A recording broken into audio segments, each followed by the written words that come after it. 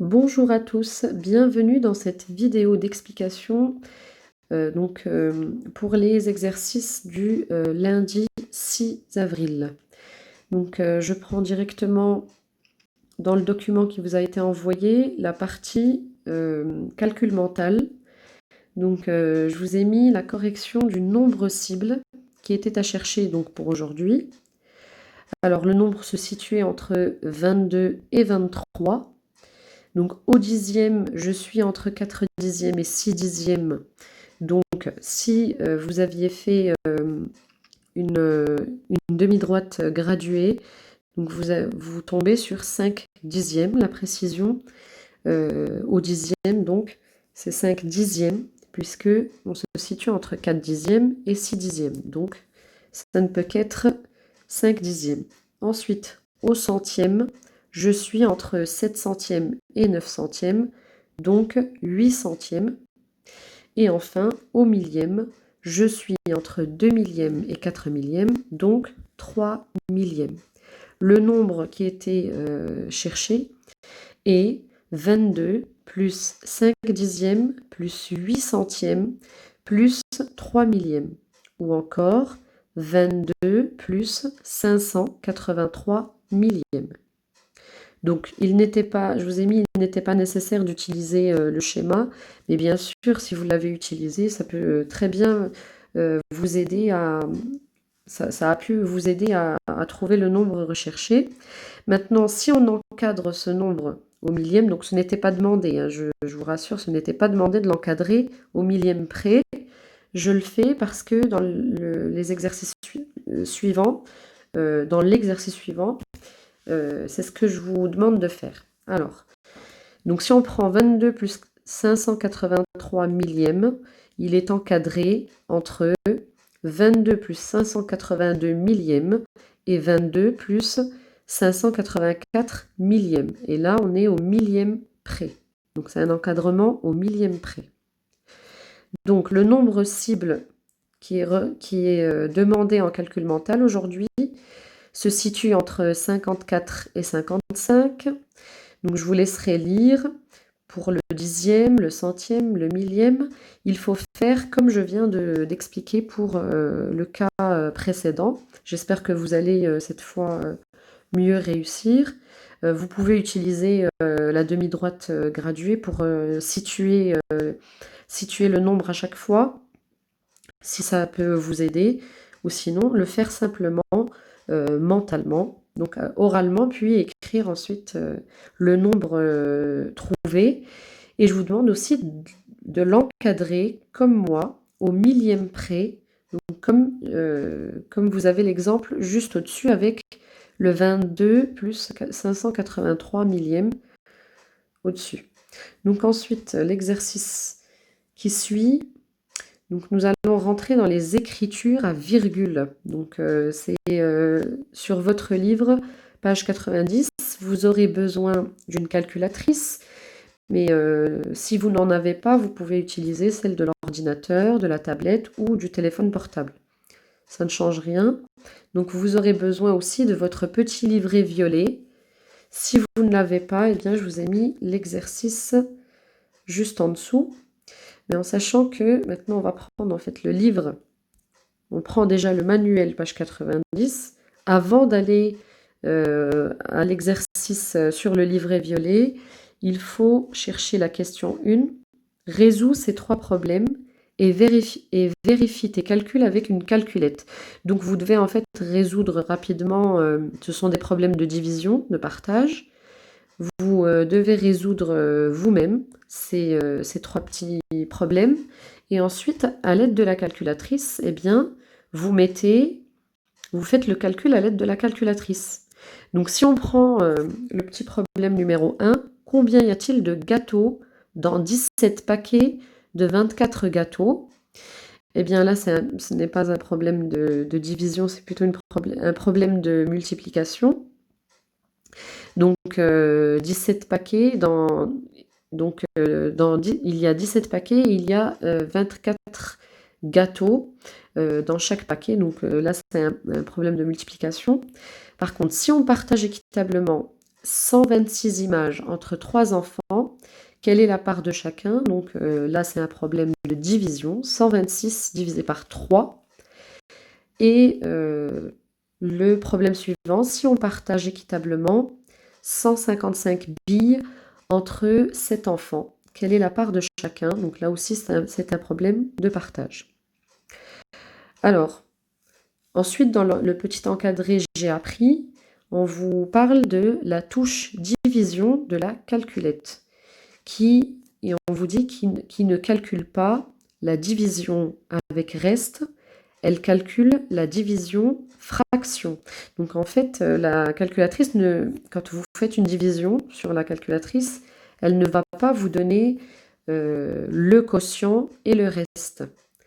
Donc vous verrez en tapant sur la calculatrice qu'elle ne vous donne pas en fait quotient et reste.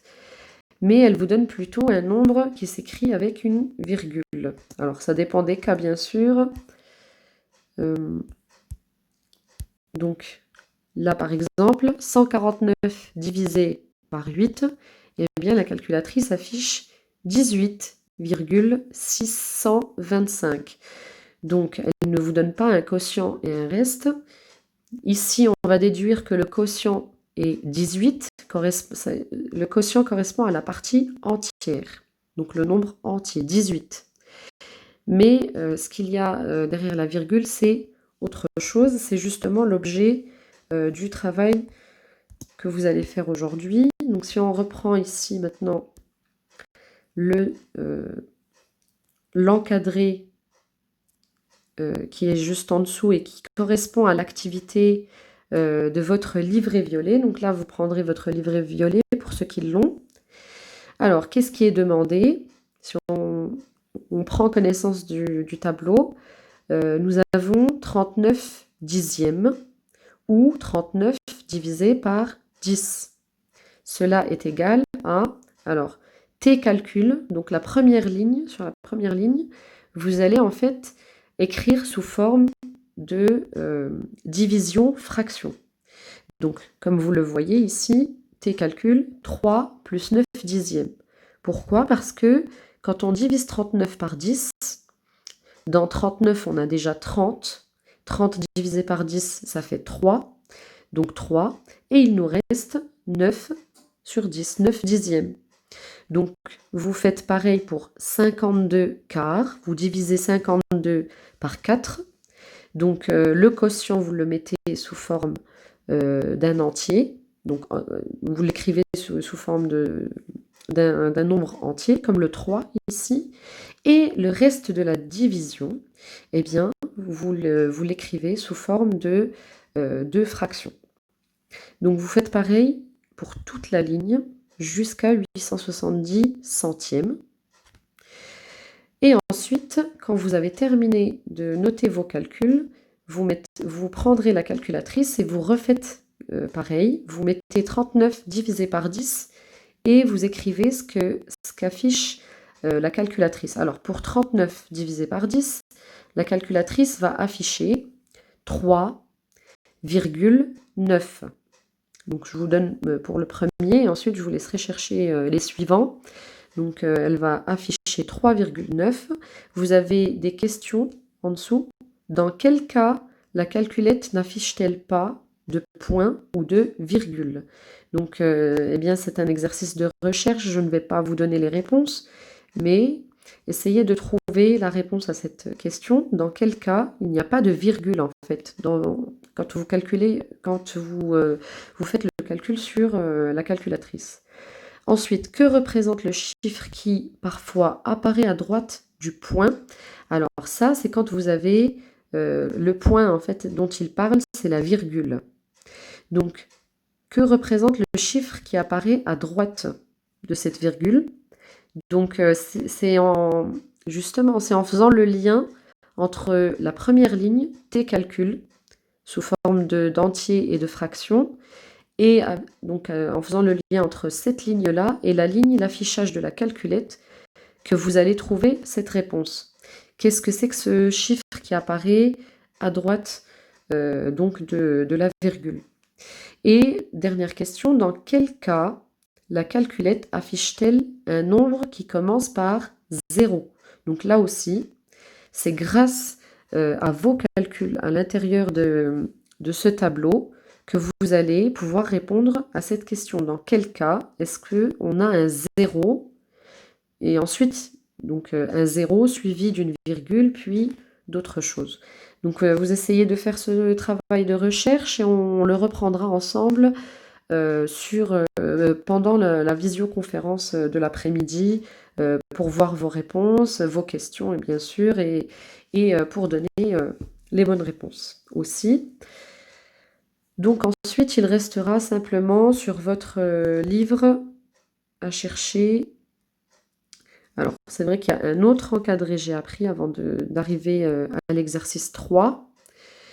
Donc, il s'agit de donc le deuxième encadré, 35,8 signifie 35 plus 8 dixièmes ou encore 358 dixièmes.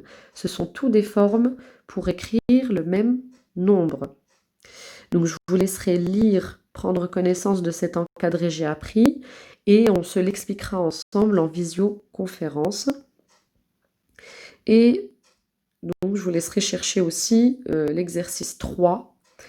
Donc il vous demande de calculer les divisions-fractions, 83 dixièmes, 8 dixièmes, 2892 divisé par 10, 27 demi et 7380 dixièmes. Et ensuite, en question B, quel est le nombre le plus proche de 1? Donc là, ce sont des exercices qui ont déjà été faits avec les dixièmes, les centièmes, les millièmes. Donc je peux vous laisser essayer de chercher la réponse à la question B. Si vraiment vous n'y arrivez pas, vous laissez, on pourra en parler pendant, donc l'expliquer et faire pendant la visioconférence. Je vous remercie pour votre attention.